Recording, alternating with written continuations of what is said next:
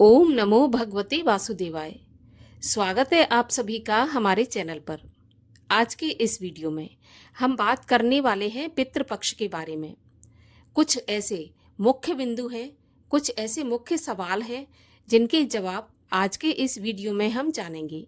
जैसे कि क्या हम पितृपक्ष के दौरान पूजा पाठ कर सकते हैं। दूसरा है कि क्या पितृपक्ष के दौरान हम तेल साबुन का उपयोग कर सकते हैं या नहीं कर सकते। तीसरा हम करेंगे बात कि क्या महिलाएं पितृपक्ष में बाल धो सकती हैं क्या, या श्रृंगार कर सकती हैं, मांग में सिंदूर लगा सकती हैं। इसके अलावा हम बात करने वाले हैं कि पितृपक्ष में हमें क्या और ऐसी चीज़ें हैं जो करना चाहिए या नहीं करना चाहिए। क्या हम पितृपक्ष में मंदिर जा सकते हैं, पितृपक्ष में कोई नया काम कर सकते हैं क्या। इन सभी बिंदुओं के बारे में आज के इस वीडियो में हम बात करेंगे, क्योंकि समाज में ऐसी कई भ्रांतियां फैली हुई हैं जो कि पितृपक्ष को एक डराने वाला समय जाहिर करती हैं। जैसे कि पितृपक्ष में अगर हम कोई ऐसा काम करते हैं तो हमारा अनिष्ट हो जाएगा। तो आज के इस वीडियो में हम सभी संशय को दूर करने वाले हैं। वीडियो पसंद आए तो लाइक करके शेयर कर दीजिएगा और चैनल को सब्सक्राइब करके बेल आइकन पर क्लिक कर लीजिए, क्योंकि आपको हमारे चैनल पर सभी प्रकार की व्रत कथाएं, व्रत से जुड़ी जानकारियां प्राप्त होंगी। तो चैनल को तो सब्सक्राइब अवश्य ही कर लीजिए। तो चलिए अब हम चलते हैं आज के अपने वीडियो की तरफ। तो देखिए, सबसे पहला टॉपिक है कि क्या हम अपने मंदिर में पितृपक्ष के दौरान पूजा पाठ कर सकते हैं। तो देखिए, आप बिल्कुल पूजा पाठ जैसे करते आए हैं वैसे ही पितृपक्ष के दौरान कर सकते हैं। बल्कि आपको एक चीज और अधिक शामिल कर देना चाहिए कि पितृपक्ष के दौरान आपको रोजाना श्रीमद् भगवत गीता के 7वें अध्याय का पठन या श्रवण करना चाहिए। अगर सामर्थ्य है तो रोजाना किसी पंडित को बुलाकर आप करवा सकते हैं। अगर नहीं सामर्थ्य है तो आप घर पर स्वयं भी गीता के 7वें अध्याय का पाठ कर सकते हैं। इससे क्या होगा कि पितरों को मोक्ष की प्राप्ति होगी, पितृ प्रसन्न होंगे और हमें आशीर्वाद प्रदान करेंगे। तो बिल्कुल पूजा पाठ कर सकते हैं, क्योंकि पूजा पाठ के लिए रोज हमें करना ही चाहिए। पूजा पाठ के लिए हर दिन बनाया गया है। ऐसा नहीं है कि पितृपक्ष में हम पूजा पाठ छोड़ दें। अब दूसरी बात आती है, एक भ्रांति है कि पितृपक्ष के दौरान हमें तेल साबुन का प्रयोग नहीं करना चाहिए। तो ऐसा नहीं है। पितृपक्ष में हम तेल साबुन का प्रयोग कर सकते हैं।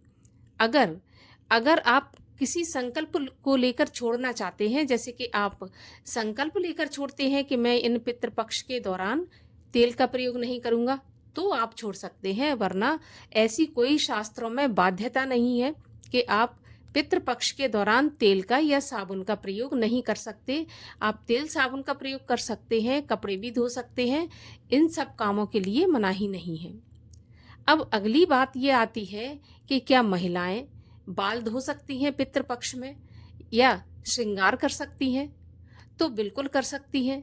बाल भी धो सकती हैं, श्रृंगार कर सकती हैं। बस बाल धोने के जो कुछ नियम हैं वो तो पालन करने ही है, जो कि हमेशा करते हैं हम। जैसे कि मंगलवार को या गुरुवार को या एकादशी या पूर्णिमा, इन तिथियों में, इन वारों में बाल नहीं धोए जाते हैं। तो इनका ध्यान रखते हुए पितृपक्ष में भी बाल धो सकती हैं और श्रृंगार भी कर सकती हैं। भाई, अगर सुहागिन है तो श्रृंगार का अधिकार बनता है, और किसी भी सुहागन स्त्री को बिना श्रृंगार के नहीं रहना चाहिए। तो श्रृंगार तो अवश्य करें। इससे पितृ हमारे रुष्ट नहीं होंगे, क्योंकि वो भी हमें देखते हैं, और जब हमें वो हंसी खुशी से देखती हैं तो उन्हें भी प्रसन्नता होती है। तो हम कर सकते हैं। ऐसा नहीं है कि महिलाएं श्रृंगार नहीं कर सकती या बाल नहीं धो सकती। तो जो बाल धोने के नियमों का पालन करते हुए श्रृंगार भी कर सकती हैं। अब बात आती है कि क्या हम मंदिर जा सकते हैं पितृपक्ष के दौरान। तो बिल्कुल जा सकते हैं। बल्कि हम पितरों के नाम से मंदिर में कुछ दान भी कर सकते हैं पितृपक्ष के दौरान। तो वो और अधिक फलदायी होगा। अगर हम पितरों के नाम से, वैसे तो हम मंदिर जाते ही हैं, दान पुण्य करते रहते हैं, लेकिन अगर उस दान में हम थोड़े से काले तिल मिला दें और पितरों के नाम को जोड़ दें तो वो और अधिक गुना फलदायी होता है। तो मंदिर भी जा सकते हैं, घर पर भी पूजा पाठ हम कर सकते हैं। ऐसी कोई बाध्यता नहीं है कि हम मंदिर नहीं जा सकते हैं। अब बात आती है कि क्या पुरुष या महिलाएं पितृपक्ष के दौरान बाल कटवा सकते हैं या पुरुष जो है दाढ़ी बना सकते हैं। तो देखिए, जैसा कि मैंने पहले भी बताया कि अगर आप संकल्प करते हैं कि मैं पितृपक्ष के दौरान बाल नहीं कटवाऊंगा या दाढ़ी नहीं बनवाऊंगा, तो आप बिल्कुल मत कराइए, क्योंकि ये भी एक सम्मान होता है पितरों के लिए। और अगर आप संकल्प नहीं करते तो आप बाल भी कटवा सकते हैं, दाढ़ी भी बना सकते हैं, क्योंकि इसमें कोई मनाही नहीं है। ये हमारी दैनिक चीज़ें हैं, रोज़मर्रा की चीज़ें हैं, इन पर कोई भी चीज़ प्रभाव नहीं डालती है। तो पितृपक्ष में भी ऐसा हम कर सकते हैं। लेकिन संकल्प अगर आप करते हैं अपने पितरों को सम्मानित करने के लिए, सम्मान देने के लिए कि भाई जब तक आप हैं 15 दिन तक, तब तक मैं अपनी सभी सुख सुविधाओं को छोड़कर और आप ही के लिए समर्पित रहूँगा या रहूँगी, तो इसके लिए आप बिल्कुल कर सकते हैं ऐसा कि बाल ना कटवाएं और तेल साबुन का प्रयोग ना करें। चप्पल भी पैर में नहीं पहनी जाती है तो वो भी नहीं पहने। मैं ये नहीं कह रही कि ये बाध्यता है, मैं इस संकल्प की बात कर रही हूँ कि आप इसको अपने व्यक्तिगत रूप से पर्सनली आप अगर छोड़ना चाहते हैं तो बिल्कुल छोड़ दें। तो इसलिए ऐसी कोई बाध्यता नहीं है। अब इसके अलावा और क्या कर सकते हैं हम पितृपक्ष में?